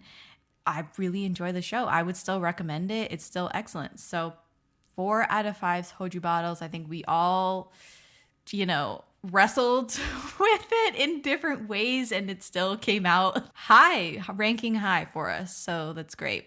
We are going to get into the spoiler section right after this. Excuse me, 뭐라고? 아이, 괜찮아. You know, I have no 친구. Oh, sorry. Swear, disgusting shit. What? All right, we're on the other side of spoilers. We are going to spoil It's Okay to Not Be Okay. It is a 5-year-old show, and if you haven't watched it, we encourage you to go watch it and then come back later. Come back and continue listening to this episode. We did give a few things away, but nothing that wasn't necessarily in episode 1. So I think you had something you wanted to revise, Noli. Did you want to revise your score at this point in time? Yes, I did. I wanted to revise it down because I remembered, actually, it's because of something you said, Jess, in your rating, which is just remembering my experience of rewatching it the second time around. I couldn't rewatch it to the end, and so I will just bring it down to a 4. And I also remembered there were some wild things that I was like, wait, what? How did we get here? Kind of thing. And yeah, because I didn't finish rewatching, maybe y'all can help me understand the plot twist, the whole thing with Ko Young's mother. Girl, so let's talk about it. So there was somebody reached out. That was the question that I got. That someone was like, "You guys need to talk about this thing that happens in the last few episodes." So this person said, "I only watched this last year, and I ended up watching it twice. The second time, forcing my husband to watch it with me. It is a 10 out of 10 K-drama for me. I love the arc with all 3 leads. Some of my questions: what do you think about the mystery nurse/mom plot twist?" I cannot tell you anything about the motivations of that mom. I was so confused. I was so confused by her, and that she just, first she was like plotting this for 12 years with the dad as a patient, and then she flipped in the last moments because she wanted Moon-young to be hers. Guys, I am completely lost with that one. And you know what, Noli, bring it down. 3.5.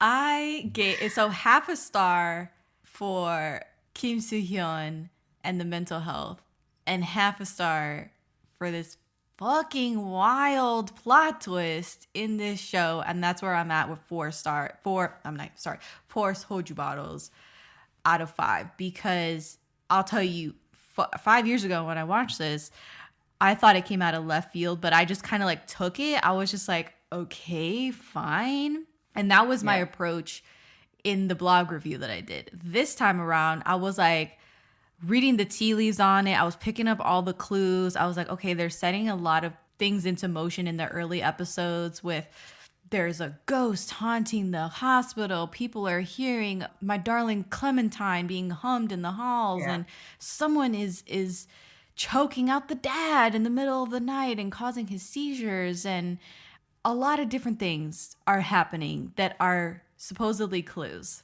Right. I appreciated the mystery, the enigma of the mom when it was just this spirit, this sort of ghost, this presence that was oppressing Moon-young and sort of heavy over her life, right? And I liked the mystery that she could be alive. We don't know where she is. Her body is missing. We don't know if she could be around, could come back into her life. when it was revealed that it was Nurse Park, I was like, get the fuck out. Like, honestly, I hated it. I hated it. I wanted to flip a table, even though apparently this was a theory that people had back in the day when people were watching it ongoing. They had the theory that Nurse Park was the mom. Yeah, I remember I called it like episode like 3 or something. Noli, remember? I was like, Nurse You Park, did. she's shady. Something's gonna come up with her. But that does not mean that I appreciated how it came up. Exactly. The execution. It's the execution, right? I was just like, what? And they connected all the dots with the butterfly, the brother's mom, and then she just blew up on us. And it's like, I was fast forwarding a little bit. Nolizwe, do you want to like weigh in on the mom, on the twist? I mean, I just remember again, like it did feel, rewatching it. I didn't get to the point where she's revealed, but rewatching it, I was watching that character. Yeah, because I was just like, okay, what did I miss the first time around? It's not overt. Like, I will say it's not overt. Not. Yeah. It's not. There are many things, because all along I was just like, wow, like, this nurse, she's so good at her job. Look at her. Go you. And, rewatching it, I'm like, okay, there were some moments where I'm just like, she's staring a little too long at this person or whatever it was, right? But even then I was just like, what a wild. It still feels like it came out of left field. Yeah, it did feel like, I was just like, wow, that's kind of contrived in a sense. And then as always, whenever we met as kids, and then for there to now be this added layer of freaking childhood connection. Yeah. Oh my gosh, guys, remember the scene where Gang Tae is with Munyang and then she's like a child? And Noli, remember we had the conversation, even back then, we were like, that's a weird scene. Like, they tried to are you talking about the flowers? The flower scene when he gives her flowers and then he kind of envisions her as a child. Yeah. He finally gave her flowers. Yeah. That's not hitting like it used to. Definitely not. Not quite. Not quite hitting the same. I agree completely. I almost did a video. I was like, maybe I'll do like a little quick, shitty little TikTok on this. And then I was like, I'm not gonna, you know what? I'm choosing peace today. And I was like, no, we're just gonna move on and keep playing this show. I agree completely. That was like midway through the show, maybe? Yeah. Around midway through the show. And I agree. I had to pause and take a minute. I was like, because what transpired before that was so sweet, was so pure. He finally goes and gets her flowers. He's like, I got you something that I, never got to give you before, because she trampled on the flowers that he came to give her before as a child and scared him off. He ran off. And he gives her the flowers. She's like, oh my God, they're so beautiful. And he's like, you're beautiful. It's like it's so saccharine. And he goes in and he just kisses her and he just starts giggling and he's so giddy and smiley. And she's smiling. It's just such a great moment between them. It's so almost innocent, like childlike between them. And then they go and cut to, it is adult Kim Soo-hyun envisioning her as a child with the flowers. And I'm like, yep, nope, I'm tapping out. I'm tapping out. Oh, no. So that didn't age well. Didn't age well at all. Oh but, circling back to the mom. Okay. The plot twist for the reveal of Nurse Park and everything happens in episode 13. We see Nurse Park driving off, smiling maniacally. She's alive. She's wearing her bespoke butterfly brooch again that she stole from the mansion. And she's got her red nails on, the red lipstick, and she's just vandalized Sang-tae's painting with the butterfly, which is the fuggliest butterfly I've ever seen. Like, I was like, she couldn't have drawn it better. Anyway, I'm like nitpicking the shit out of this bitch. Anyway, So that is when everyone is reeling. Moon Young finally realizes that not only is her mother alive and that her mother is Nurse Park, her mother murdered their mother back in the day and caused all of this heartache and all of this whole spiral to happen in their lives. How did you feel about maybe Moon Young feeling responsible and at fault for what her mother did? Did that feel true to her character, or was her even feeling bad a reflection of how much growth she'd had? Because I almost feel like, well, I mean, I don't know, because I wonder if episode 1 Moon Young would have been like, okay, sounds like a personal problem to me, right? Whereas here, for her to even be feeling bad, is it because she now has this connection, this affection for these brothers, and so, you know, their pain is her pain ish, and so yeah, I don't know. I hadn't thought about it. I think it's definitely a character growth thing, where she now had more empathy, and she was now in love, right? And this is a pain that her love was feeling, and she felt the weight of that. And I thought, it made sense for her to feel that way at that stage. I mean, they drew it out a little bit, but definitely I felt that it would make sense for her to be at that point, at that stage of the story. I think it was completely believable and warranted that she would feel that way. And if you haven't been watching K-dramas for a long time, there is a huge sins of the father thing in Korea, right? So they place a lot of blame on children, and there is this whole bloodlines concept in Korea where you don't really know someone unless you know who their family is, what they do, and where they come from. Her mother is a psycho and a murderer.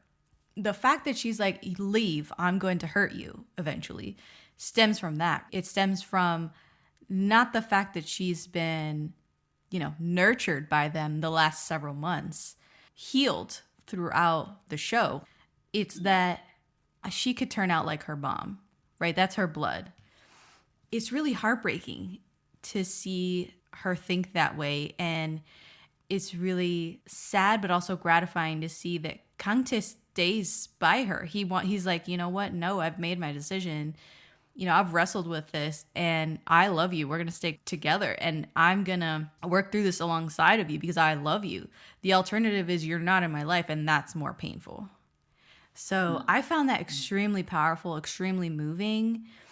In the argument of nature versus nurture, Korea is definitely on the nature side. If you're the daughter or son of a killer, you're definitely going to turn out to be a killer, right? Like, for sure. That's what Korea thinks. So what's interesting about the show is that the mom also nurtured her to be a psycho, to have these antisocial personality disorder tendencies, which is why I think maybe the writer didn't want to make anything black and white regarding her diagnosis, because it seems like by the end of the show, she's well on her way to being cured, right?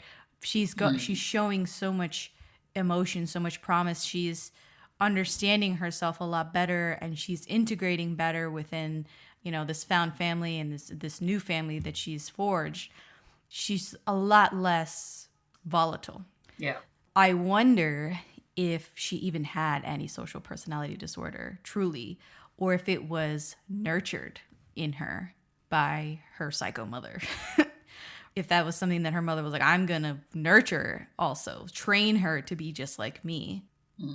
Something that isn't, again, that's just something open to interpretation, although I'm not sure it should be in the context of good mental illness representation and mental health representation. It's kind of just very vague. Does she or does she not have antisocial personality disorder?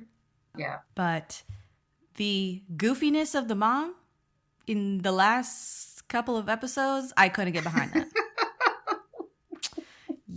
Couldn't get behind that. She came back and she was like, oh, I want my daughter, she's not acting right. I want her to become more like how she used to be. She kidnaps and drugs Sang-tae. Kang-tae rushes to the mansion. It's a face-off.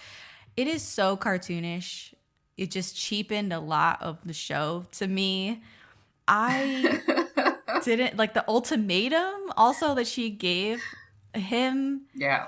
When she's going like this, like with her arms wide open, she's like, or you just kill me. And then when she realizes that you've killed me for revenge, you've killed her mother for revenge, then she'll go back to how she used to be. I was like, what the fuck are we doing here? I was like, what you know are what? we doing here?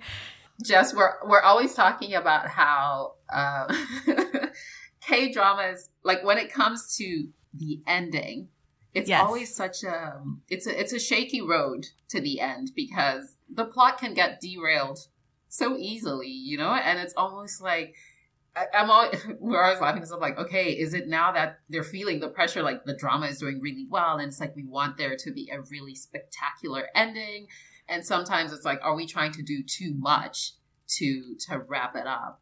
They did too much. Yeah, and it's like sometimes, you know, simple is okay, right? I think to your point where it was like, okay, we could keep it. I don't know how they would have resolved her mother, that whole thing, in a simpler or like at least a way that's more like, okay, yeah, love that. That makes sense, but I'm not the writer here, so. Right. Like, I'm not going to do her job, but like, honestly, what did I just watch? What did I just watch? The entire confrontation was so cringy. And the acting from Jang Young-nam, who is playing the resurrected mom, over the top. And it's not necessarily her fault. Like, that's how the writer intended that to be, 100%. Yeah. Even the ham-fisted that Sang-tae clocks her over the head with a freaking fairy tale book. Just there's so many scenes. Oh my gosh. Like, now oh god, it's so here's a fist, here's ham. Like, it was literally so ham-fisted. I like the fact that he saved the day. I don't like how he saved it. It was just It's like you had the right idea. Right. That's what I'm saying. Anyway, so there's a lot of really great moments in the finale, though, post all of this nonsense, that I teared up at, like the tree planting scene where they like plant the tree in honor of their mom and they put the new family photo on there. Sang-tae is saying, you weren't born to take care of me. That's not why mom gave birth to you. And it's just a very full circle moment for the brothers. It's completely needed. A healing moment between them. Very beautiful.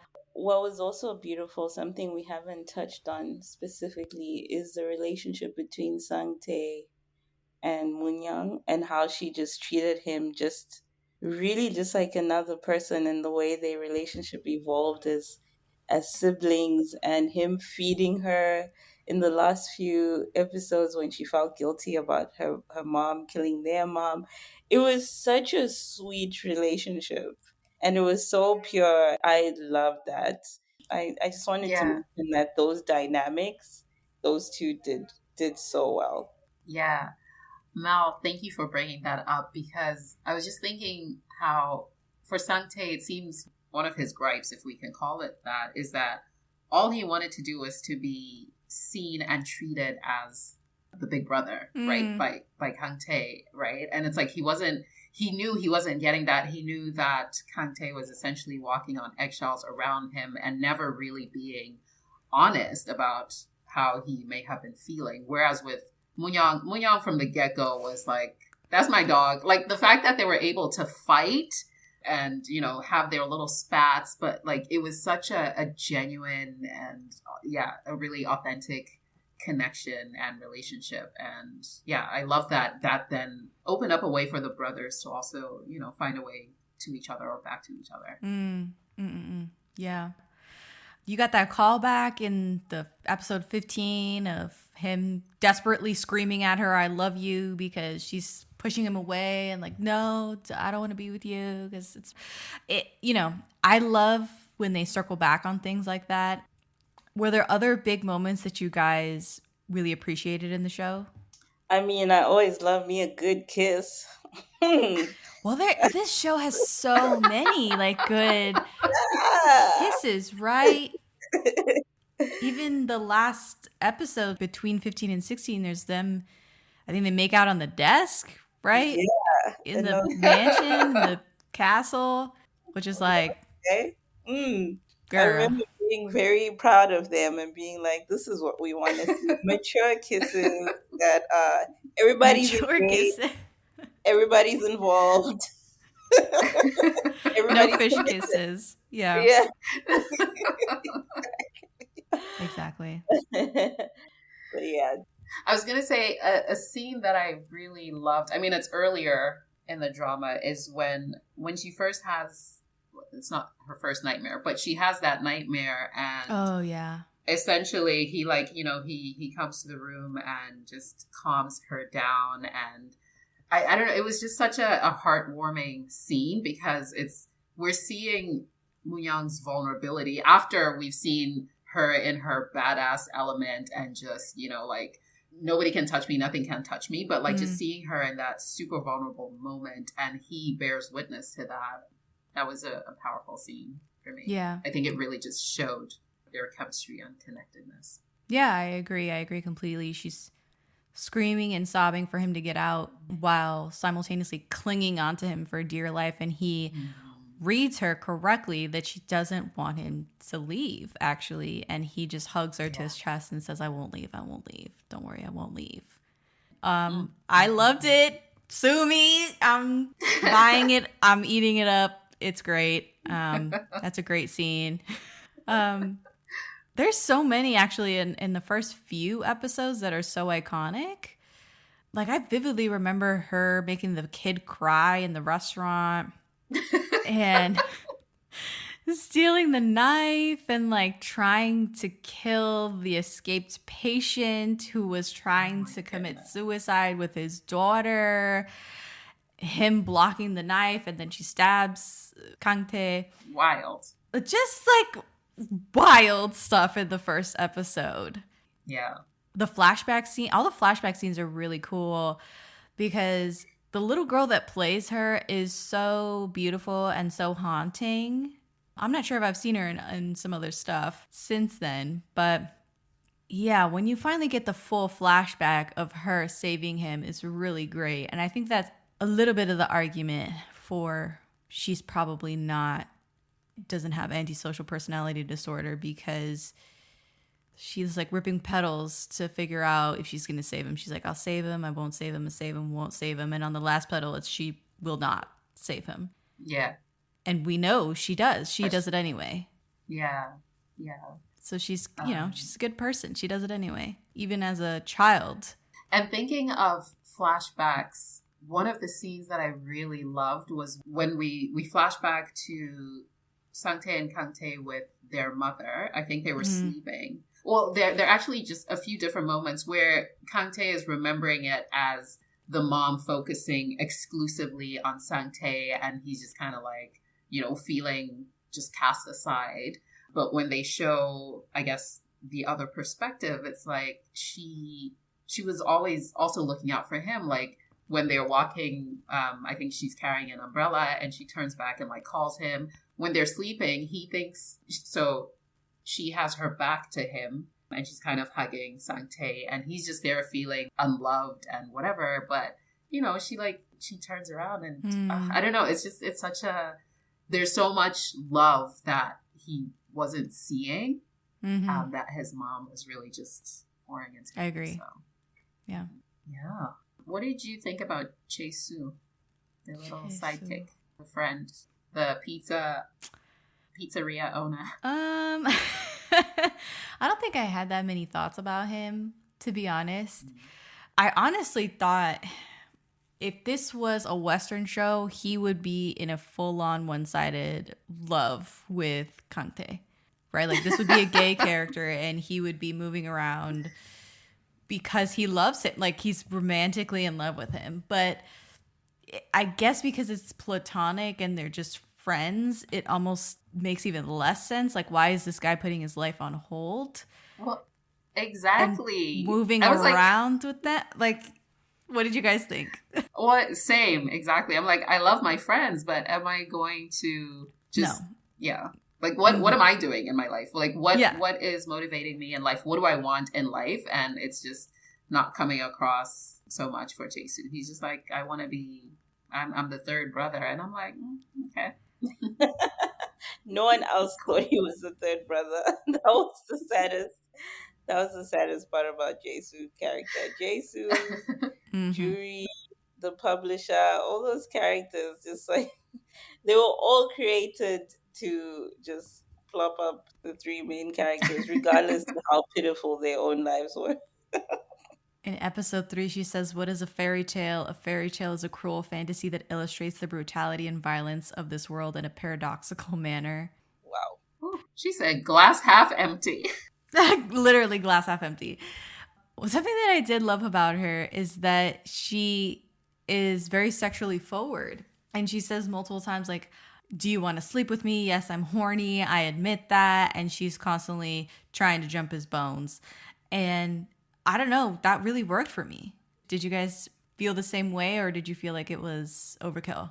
No, I loved it. She represents what we always see in those CEOs, those K-drama CEOs. And I was here for it. I was like, Munya, express yourself, girl. Get that man naked.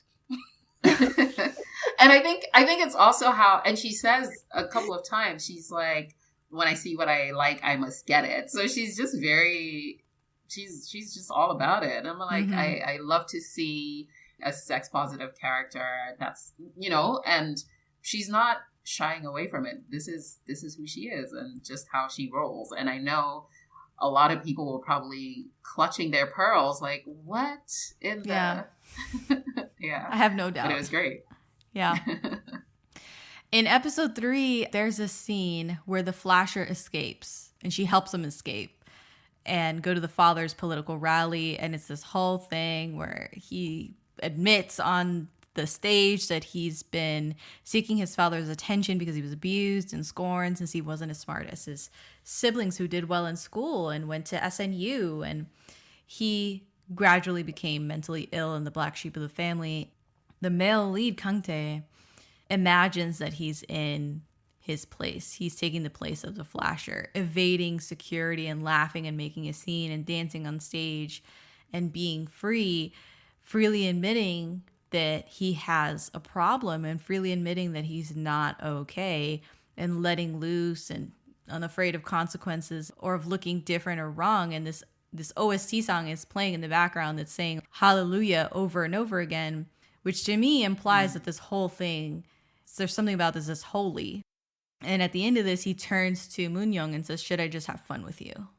I love how that kind of bears out in the rest of the show, how he gradually just unburdens himself and does let loose and has fun with her and definitely loosens up, right? He's just so uptight, so suppressed, and nothing about him is happy, right? Even his brother, Sang-tae sees him smiling in his sleep and he's like, I've never seen him happy.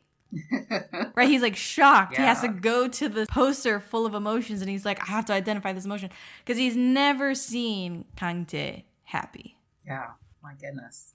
That was definitely one of the most heartbreaking things about Kang-tae's character. And to see him smile at the end in the last episode, it was just it was so beautiful. What a character arc, honestly. Yeah. Not wanting to be a caregiver, being actually really good at being a caregiver, and then understanding that it's really not necessarily a burden and letting go. And, it's a delicate balance. And Moon-young actually asked him in one of the early episodes, why can't he take care of her too? And he answers, I don't want to be someone who's needed by others anymore. He's just tired, right? She's chasing after him, threatening to kill him if he leaves.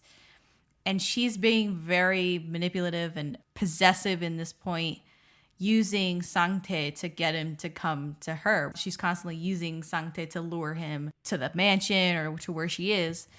And at this point, she says, you are mine. I let you live because the whole thing at this point was that they realized the childhood connection. I don't know, like, I understand why people dropped it if they didn't like the manipulation tactics from her. But I also understand that she saw through him and he saw through her. Yeah. She saw what he needed and he saw what she needed. Yeah. She calls him a hypocrite, like, right off the bat, right? Yeah. And it's like, you're out here with this facade, but I see you. Mm-hmm. I see you. But what do you think of the moment that she cuts her hair? I don't remember that. What happens in that scene? Yeah, so she cuts her hair. It was one of those things where her mom was like, you should never cut your hair. Kind of unpacking mom trauma. She cuts her hair finally, kind of trying to cut off this connection and this trauma, all this baggage that she has with her mom. And she does like a hack job. It looks horrible. And Kang-tae fixes her hair and does this bob for her. It looks amazing. Apparently, he's also a hairdresser. Well, from cutting his brother's hair, right? Because nobody, Sang-tae didn't want people touching his thing. So it's like, okay. Apparently. He's really talented at this because he's his brother's barber. Sure. From being a barber to one person to cutting like an entire like style. All right. Anyway.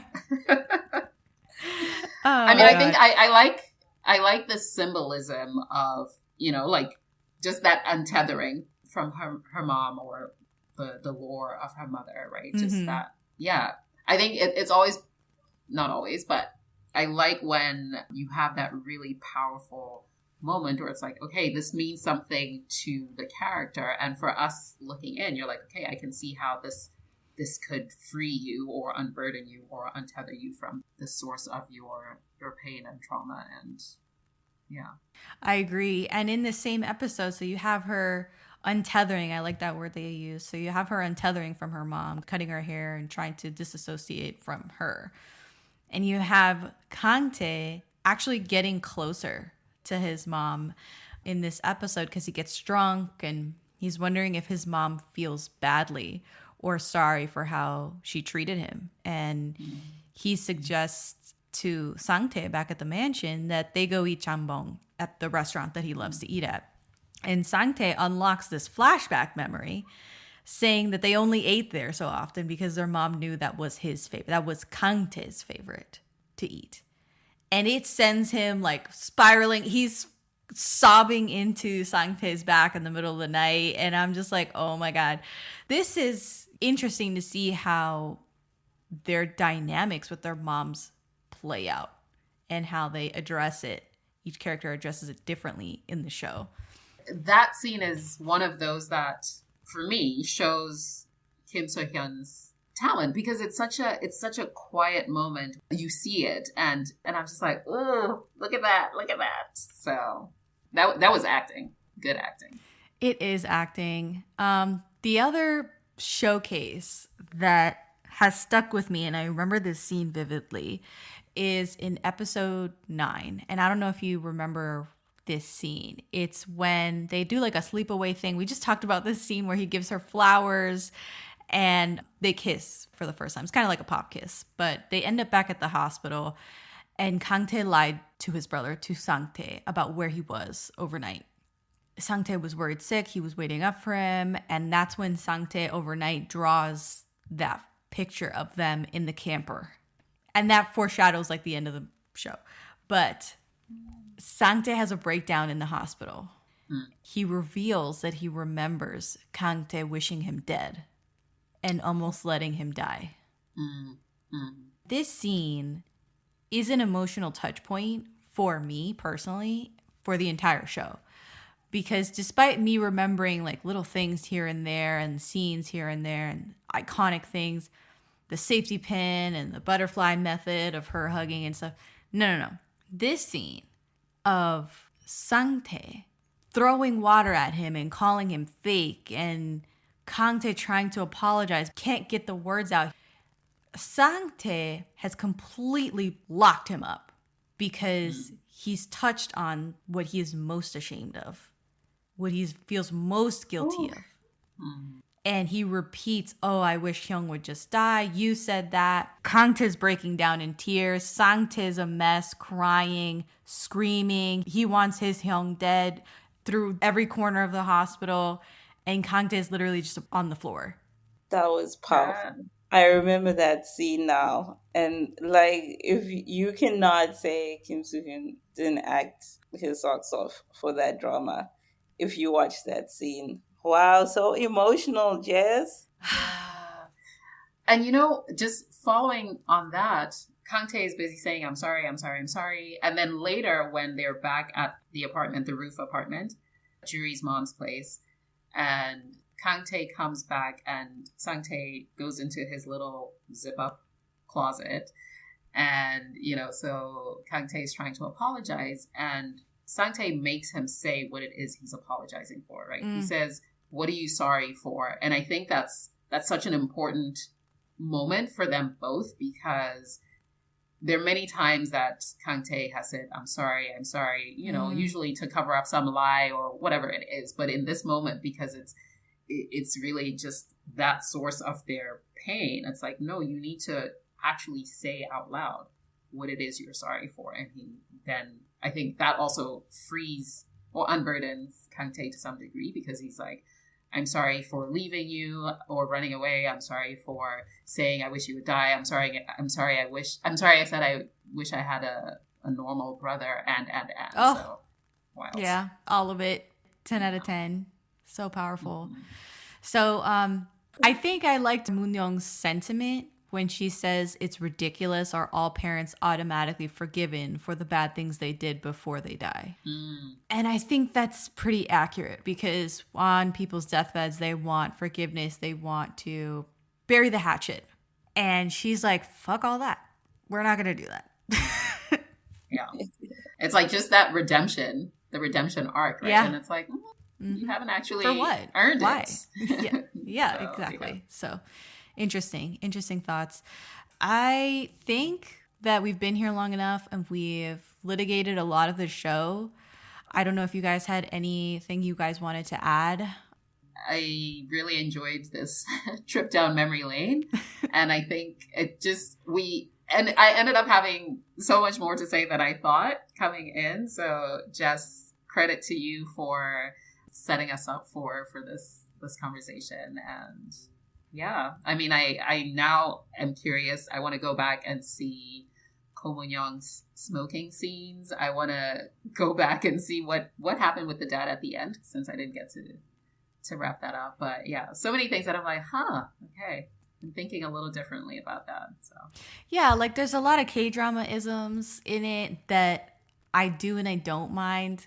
Like the deer interrupting them every time they like want to have an intimate moment. Kim Soo-hyun having his shirt off in the first 12 minutes of the show. So there's some things.